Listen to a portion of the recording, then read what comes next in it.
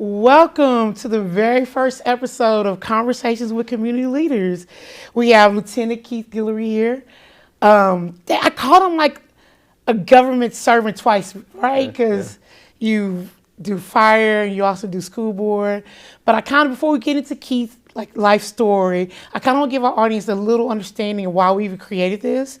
So our students here at MCC, with the best community college here on earth, just wanted more enriched videos so we can show them the leaders within our own communities. So not just talk about these people in our books and our lessons, so give them those real life stories so they can see how people get to the point in life where they're reaching their goals, accomplishing their dreams, making things happen, movers or shakers of community. So I have Keith here, very first. Man, I love that. I love what you're doing. Good. I love it.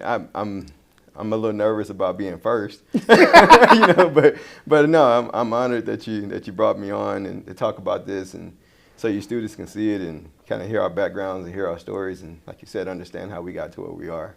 Good. I did want to give one shout out to Papa Jack's. That's where we ate lunch and we shared. The food was great. You must go. Just a little plug for Papa Jack's. All right, let's get started. So a lot of people don't know that Keith is actually not from McLennan County, right? I'm not from McLennan County. Keith is from Houston. So tell us about your life in Houston. From Harris County. So actually, I went to HCC out there, but I guess we'll get to that. Okay. But I'm from South Houston. It's the inner city part. Herm Clark is where it was. The name of it. It's called Herm Clark. A lot of people know Sunnyside. A lot of people know Missouri City, and so it sits right between Sunnyside, Missouri City. In that area, it's the inner city parts of Houston. That's my hometown. That's where I'm from. Houston. Okay, tell us about some of the challenges you faced growing up, like in the city of like Houston.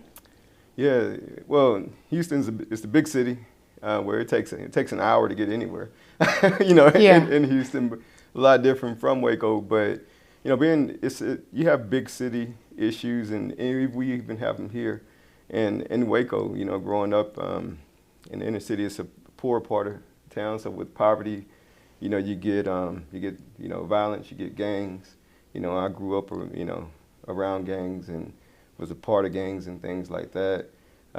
Single mom, grew up that way, which didn't make things a whole lot, easier there. Either grew up with my little brother. He's 2 years younger than I am. He's, we're still close to this day. He's an accountant.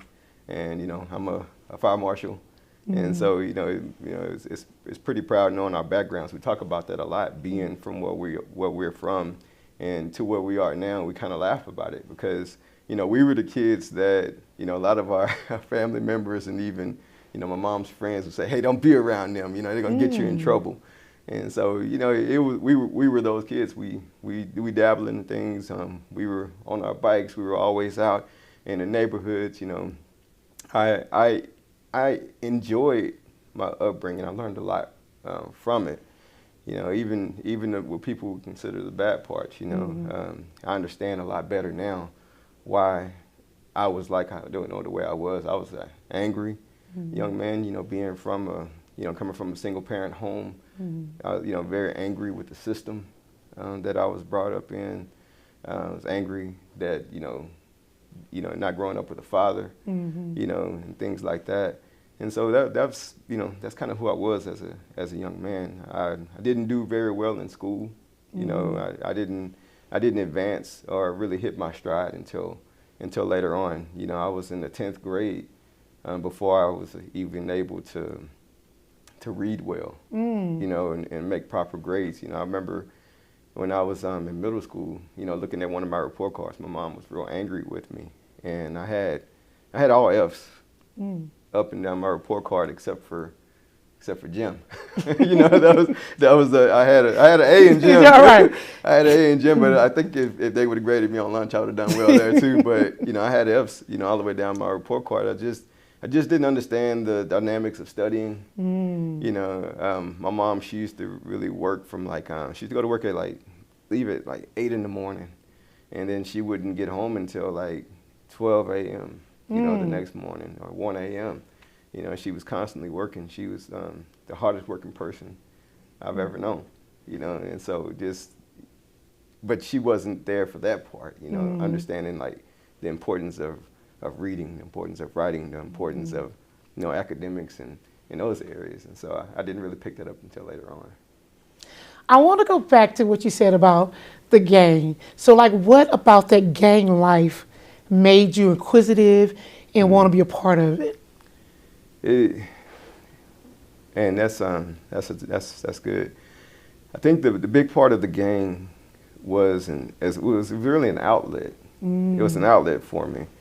Like I said, it was very angry, so it allowed me to do things that I considered fun as a young man. You know, I was able to fight.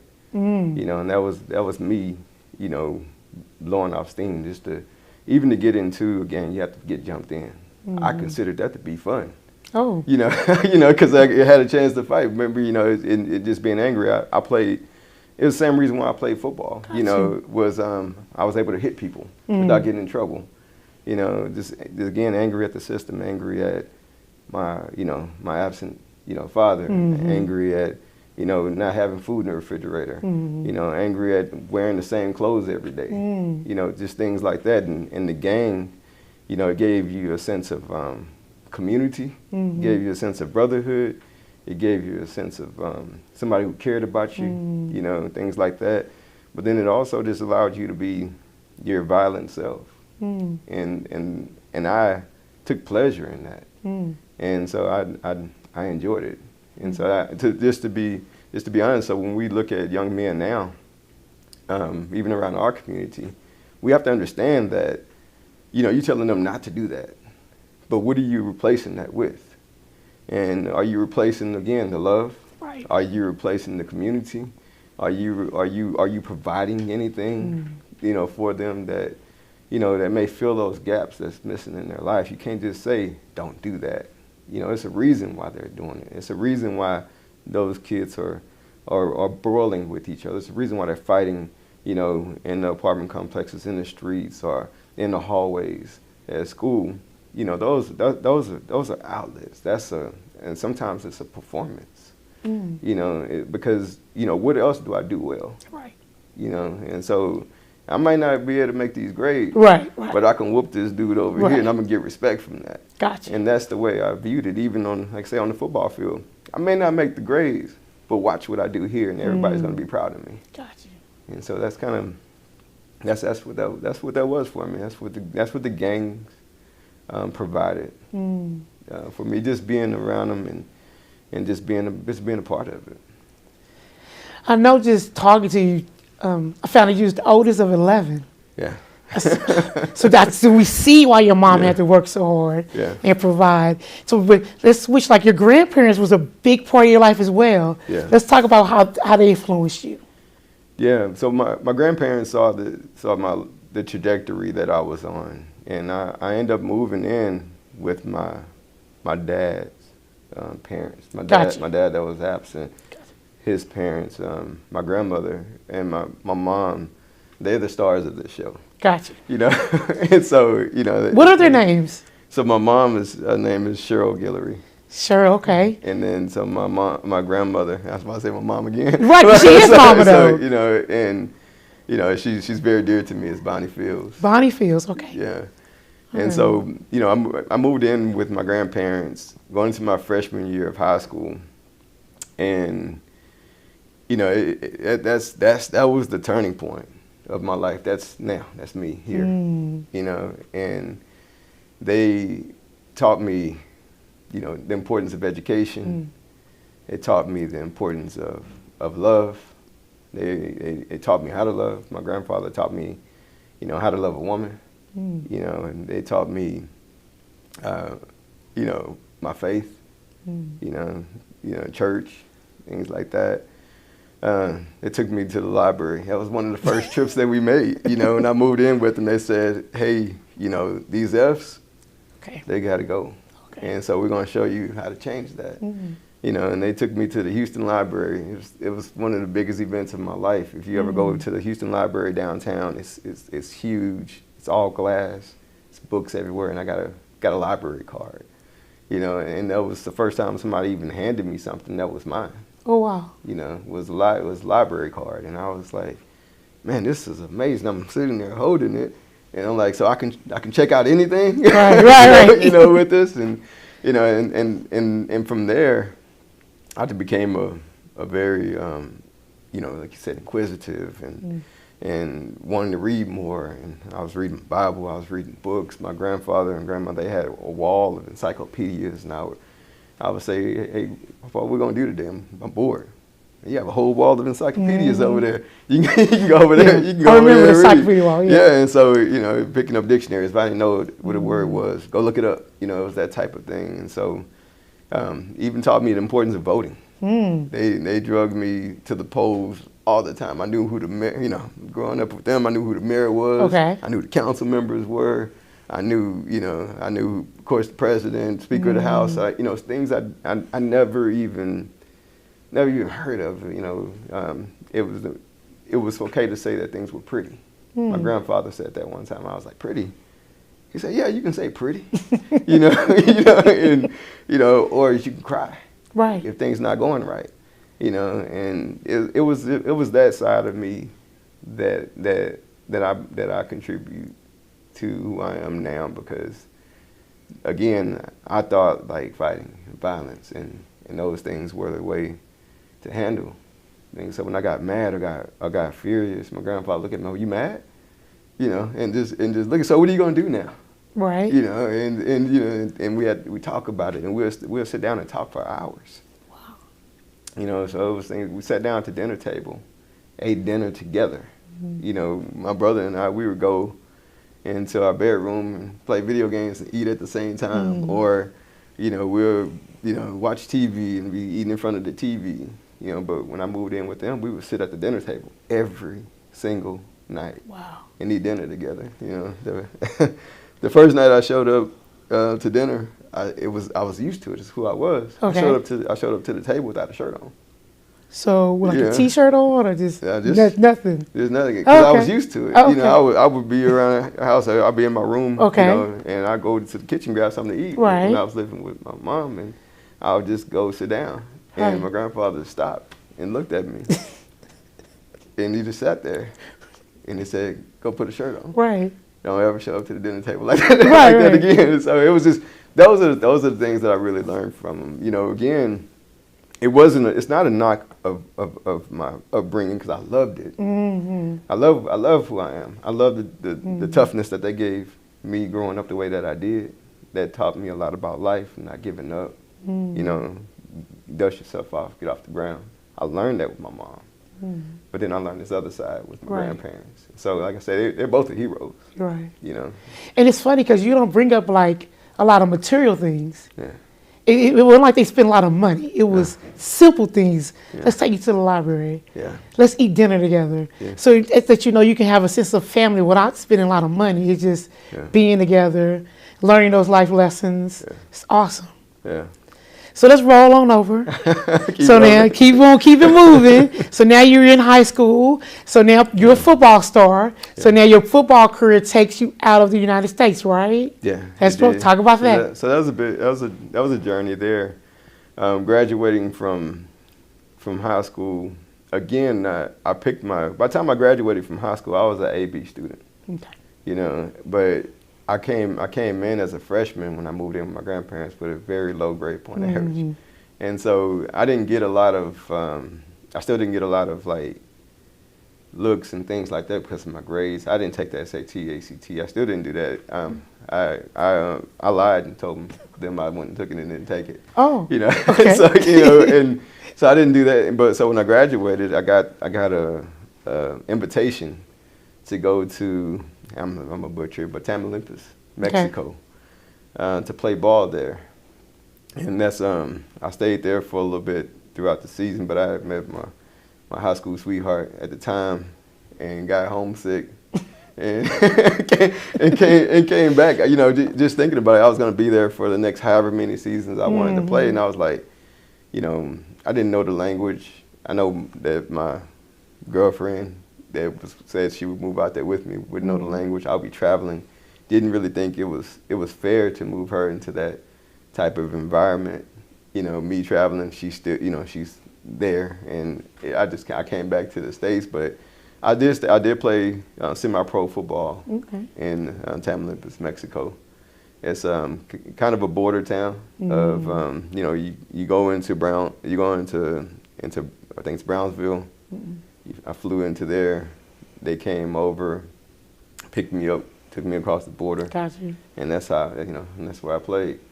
And Okay. I had it's again another learning experience. Being isolated, from people you love, give you a lot of time to think. Yeah. Different culture, learn that part of it. Good food. Yeah. It's wonderful food. Great people. I had good teammates. Some of them, you have to check them. but I had good teammates, and they took care of me, and I enjoyed that experience. Now, you touched on the love of your life. So at this point in your life, she's your girlfriend, but in reality, you've been married for how many years now? Been married for 22 years. Don't mess this up, Keith. 22 years. Okay. Because that was a nice round number. I got married in 2000, so I just. Okay. So it's gonna be 23 this year. Yeah. Okay, so, yeah. What month? June. We got married July 20. Got married July 21st. We're gonna have to edit this out. No, you keep it. I like you keep applause. Keep applause. July 21st. So Got you. Yeah, first day, June 21st, first day of summer. That's when we met. Okay, let's talk about when you met. Let's go. Yeah, we met in the first day of summer, June. Okay. 20th. Yeah, and then so we got married July 21st. Got you. 2000. So we met in. But before y'all met, remember you was telling me that you didn't meet for a while. Yeah, no, we met back in 90. Were you doing dates? It's a 96. Man, Okay. you're gonna talk about how old I am now.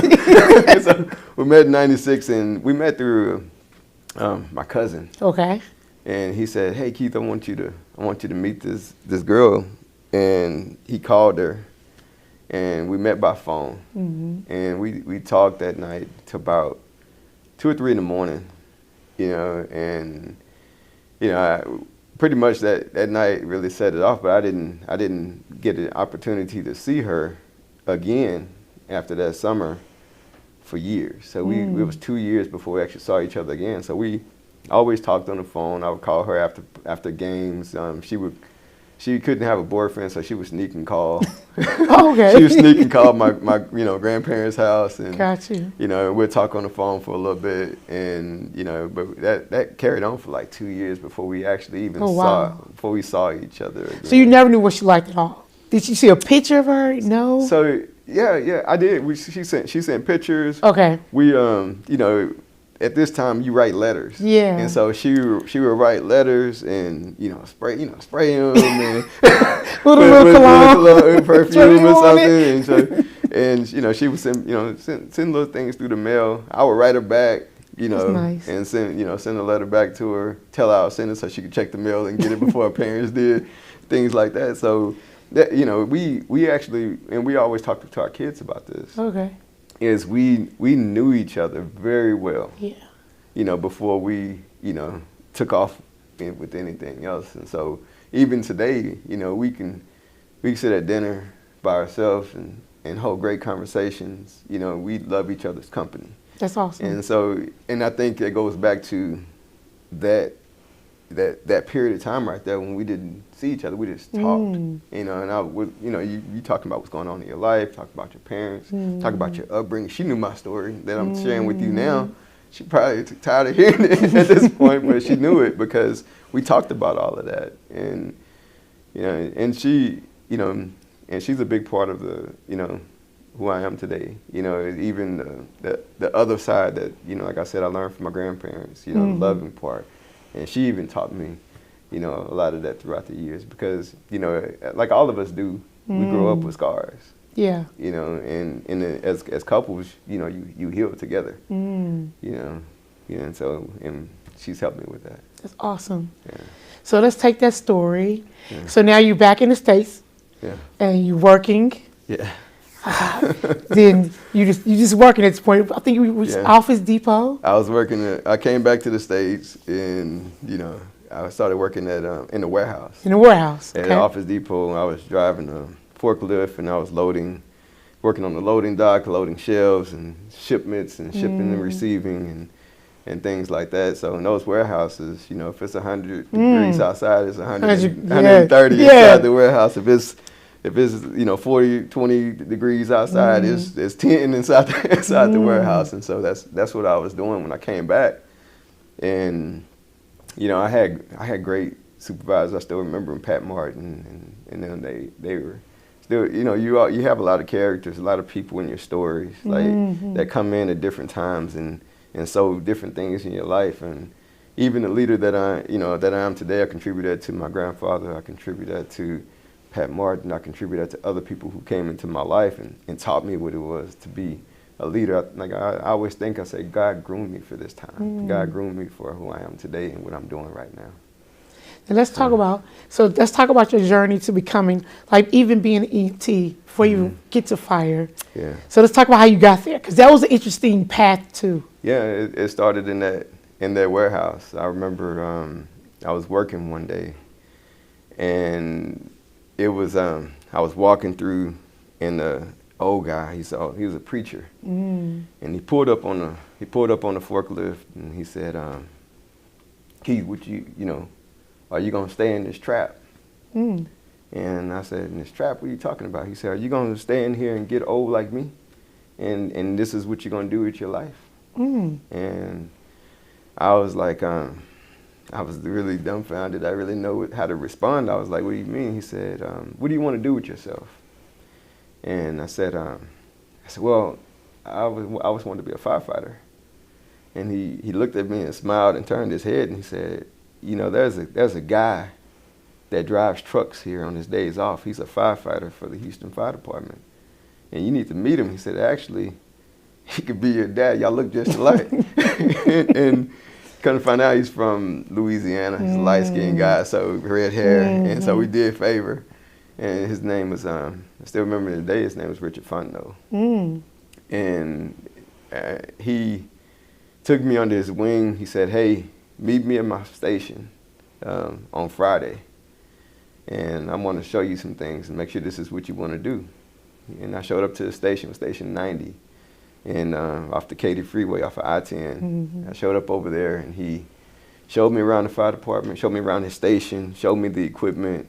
He gave me, you know, I know what it is now. I didn't know what it was at the time. It was a hose dragger. You know, it was a hook that you pull the hoses with. He gave it to me, kind of a symbol of what was to come. And he actually ended up paying for my entire education. That's awesome. To go through Houston Community College, the fire program that they had there. He paid for my books. He gave me my equipment. He checked on me, made sure I was okay, helped me make sure that I was doing well. He paid for everything. He paid for all of that.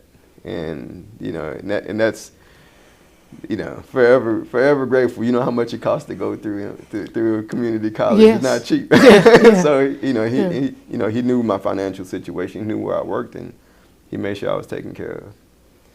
So now, I know you was telling me about some of the things that you had to go through. Let's tell some, like, what you had to go through to even become EMT and fire. Yeah. What's some of the obstacles that the school had to put you through?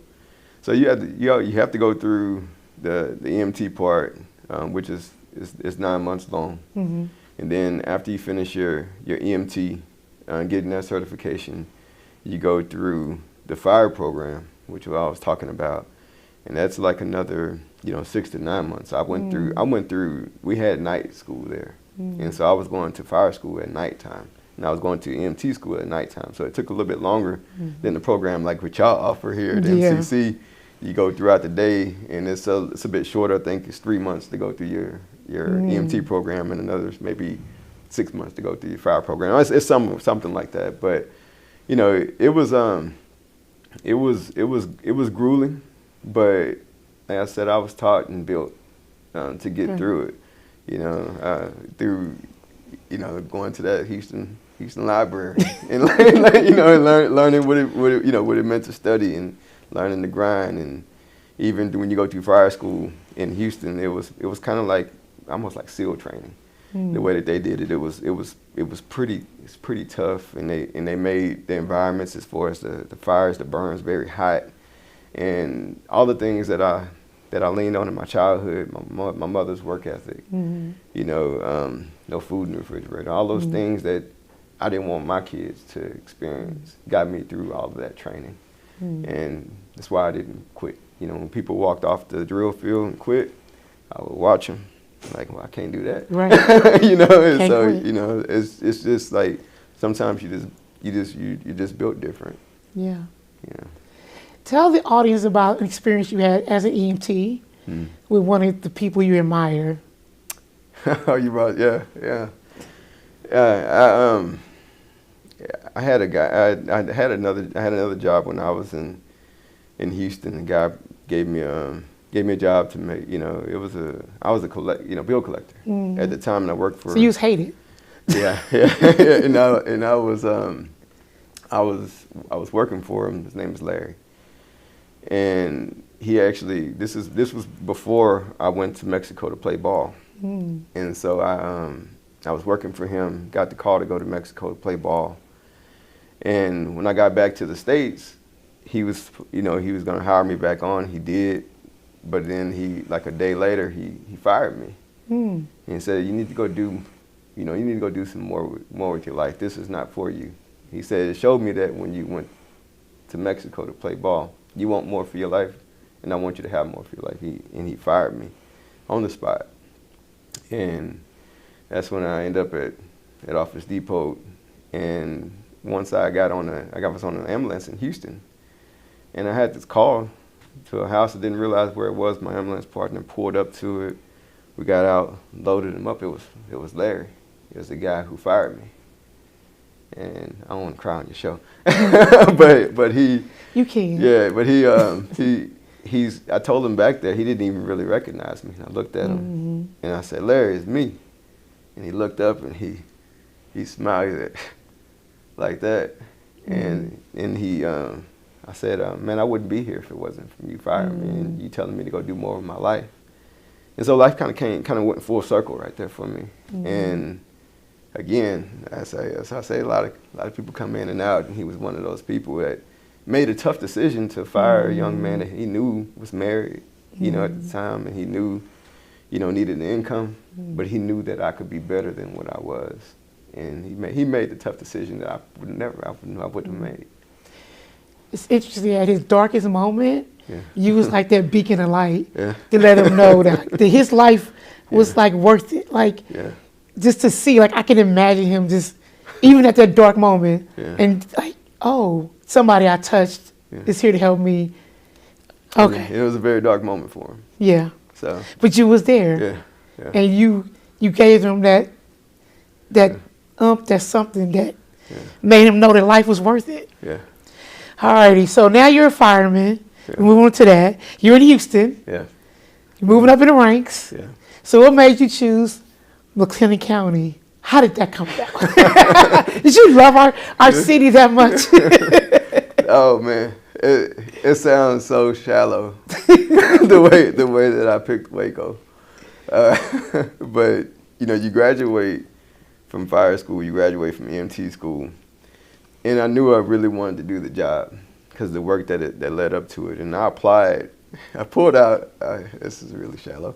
I pulled out a map of Texas, and I applied at all the places where the names were bolded. And so you can edit that part out. No, I'm joking. No, we keep it in. And if you look at the map, Waco is bold. It is. It's right in the center of Texas. Right. And so I saw that the Waco Fire Department was hiring. Okay.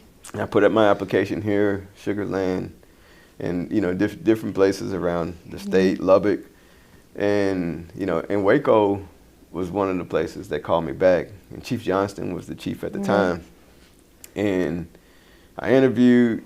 Tracy was with me. After I finished interviewing, going through that, we drove around the city, and she was like, "I'm not moving here." She didn't like our city. It was a little different at the time. It was 17 years ago. Okay. So Waco was changing. It was way different than how it is now. And even when I got back to Houston, wasn't sure if I got the job or not, if they're going to offer me. But Chief Johnston called back and he said, "So what'd you think?" And I was like, "Well, it was okay." He laughed. He said, "Come out here and give us a chance. We want to hire you." And I said, talk to my wife, and I said, we decided to go forward with it. And the rest is history. Waco has loved on me, has been an amazing city. I love how much I love our community. I love the people here. It's his home, and it's where to be home. So now you solidified by making it home by running for school board, right? Yeah, yes. So okay, what made you run for school board? Before we even get into this, so I didn't even know you were running. Yeah. And I was at home one Saturday, and I heard a knock at the door. I'm like, who's knocking at my door? I thought GO Witnesses. I'm like, oh, okay, I'm going to talk to him. I'll be nice. So I open the door, and I see you and your people. I'm like, wait a minute. What? You're like, I'm running for school board. I'm like, you know what? You have my vote. Yeah. Don't even waste your time with me. I got you. I know who you are. You have my vote. Okay, now tell the story why you started running. No, I started running. So I started volunteering in the schools through the fire department. Okay. I was when the schools heard that Waco Fire Department had a black firefighter. It was just a lot of calls start coming in from teachers. Hey, I want you to come talk to my class. Hey, I want you to come talk to my class. And I would end up over at Bells Hill Elementary as a literacy partner. Okay. I would go in and I would read with their students, and then why? It's that background. I wanted our young people to have that opportunity, And so when Miss Cornell, it was a counselor there, and Miss Edwards were counselors there, and they said, Keith, you're excellent at this, man. Why don't you do a reading camp, a summer camp? And that started. Actually went to church today. Coincidence, started Lit Waco. Lit Waco is the summer camp that what my wife and I started doing, and got very involved there. Got involved in other parts of the district, and I got a call from somebody who said, Keith, have you ever thought about running for school board? And I was like, no, I really hadn't. And then fast forward, it was maybe months later, another person asked me, hey, have you ever thought about running for school board? And that person said, hey, I'll be your treasurer if you run for school board.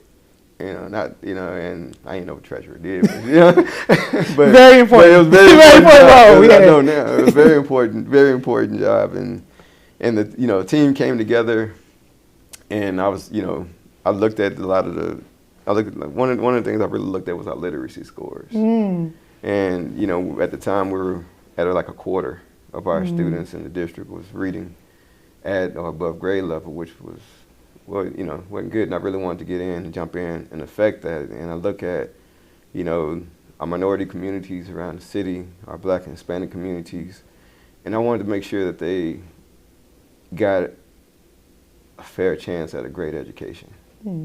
I look back, and understand and know the importance of it, and just looking at like dropout rates and literacy scores, math scores, and all those things, and just through all the reading that I do, and understood the undereducation of minority students, and I can sit back and I can look at that and say, man, they should do better, or you can be I can jump in and say, we need to do better, right? And then look at the people who are making those decisions and say, we have to do better, right?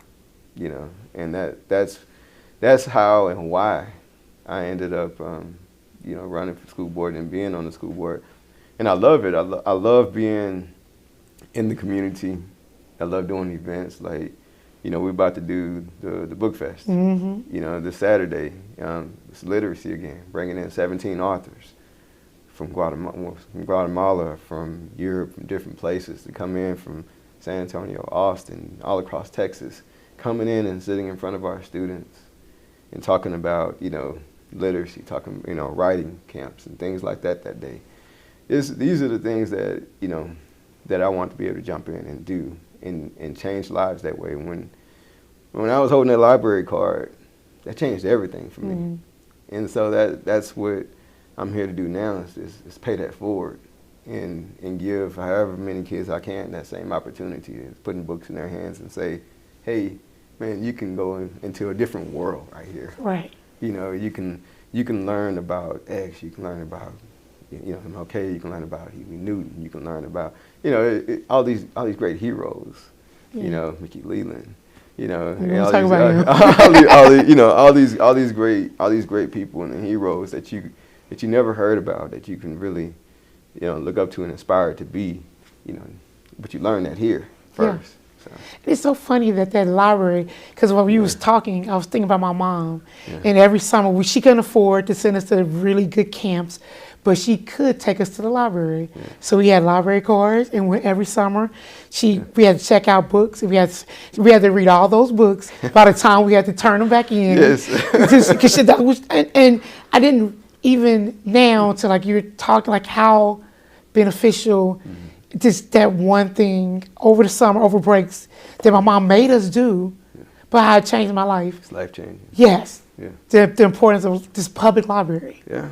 And access to information. Yeah. Freely. And look what you do now as a professor in college. Just look at it. Like even within our department, our promotions. You talk about my promotion. You talk about my position. We have to read 5 books. Okay. This is how our promotions go. We read 5 books, thick books. Okay. Out of each book, they pull 20 questions randomly. Oh, wow. And so, the highest score get the promotion. Okay. That's how that goes. And, I promoted quite a bit, right? You lieutenant. So no, it goes back to again that people will probably take for granted and think it was so simple, but it's right there. So let's move on. So tell it to the audience, what's your position on the school board, and also how they can keep track of what's happening with our Waco ISD. No, so I'm the at-large trustee on the school board. I hold place 6. They go by numbers in the district, and that means at-large means I have influence, if you want to say that, or I'm the trustee for the entire city. Mm-hmm. So if any parent, any student, any teacher, anyone has any issues within the city, anybody in the city can call me, instead of me having one district that I'm over. So we have 5 members who have particular districts, and we have 2 at-large members. Mm-hmm. And I hold one of the at-large seats, and I'm the first African-American to hold an at-large seat in the city of Waco. Did not know that. Yeah. Mm. So the first. Wow. Something new. Yeah. Okay. So you can call Keith anytime, people.